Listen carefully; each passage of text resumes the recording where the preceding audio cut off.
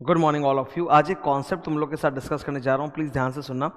Tax में अक्सर ऐसा होता है कि there are lot of illogical things, पर क्या होता है for exam purpose, academic purpose हम लोग को वही पढ़ना पड़ता है और वही एग्जाम में जाके लिखना पड़ता है, जबकि इंटेलेक्चुअली हम लोग उससे क्लियर कट डिसएग्री करते हैं। One of such concepts is whenever the income tax and GST is compared, ये कहा जाता है कि इनकम टैक्स प्रोग्रेसिव टैक्सेशन है बिकॉज उसमें एक स्लैब के नीचे इनकम टैक्स देना नहीं पड़ता और फिर रेट्स स्लैब वाइज होते हैं, बढ़ते जाते हैं। जबकि जीएसटी को रिग्रेसिव टैक्स कहा जाता है for the reason that the same rate of GST tax is payable by everyone. आप चाहे अमीर हो, चाहे आप गरीब हो, चाहे आप मिडिल क्लास हो, आप सेम रेट ऑफ जीएसटी देते हो, इसीलिए जीएसटी को रिग्रेसिव बोलते हैं। बट जस्ट बिकॉज कि rate of GST is same for everyone, does it mean that the amount of GST paid and the incidence of GST is also same? No sir, GST is not regressive. यही मैं तुम्हारे साथ discuss करना चाहता हूं। जो किताबों में लिखा था ना GST is regressive, it's not regressive. मैं आपको इसके पीछे 2-3 रीजन दूंगा, आराम से आप सोचना है इसके बारे में।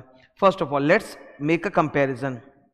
3 लोग हैं, mister A, mister B, mister C. Mister A rich person है, पैसे वाला है, मिस्टर बी मिडिल क्लास है, मिस्टर सी पुअर पर्सन है, ठीक है। Now although the rate of GST is same, but you have to understand जो इंसान की इनकम लेवल ज़्यादा होती है वो ऑब्वियसली खर्च भी ज़्यादा करता है। The amount of goods and services that they purchase and they consume is much मोर। ये तीनों तरह के लोग जिनकी इनकम लेवल अलग अलग है, क्या आपको लगता है इनका total consumption of goods and services same होगा? नहीं सर, जो पैसे वाला है वो ज़्यादा खर्च करता है और जो गरीब है या मिडिल क्लास है वो कम खर्च करता है। तो अकॉर्डिंगली जीएसटी का जो टोटल अमाउंट इनको देना पड़ता है वो भी तो कम हो जाता है। अगर mister B spends only certain amount, mister A spends a lot more amount, तो उसको जीएसटी भी अल्टीमेटली ज़्यादा ही देना पड़ेगा।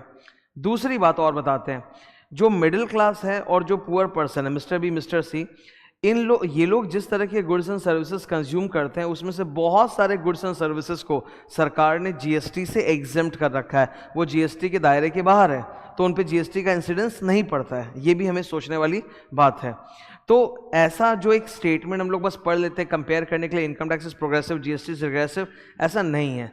एग्जाम में यही लिखना पड़ेगा, आई नो दैट, बट कम से कम इंटेलेक्चुअली जब हमें डाउट होता है तो सच्चाई क्या है वो हमें समझनी चाहिए कि जीएसटी किसी भी तरह रिग्रेसिव नहीं है।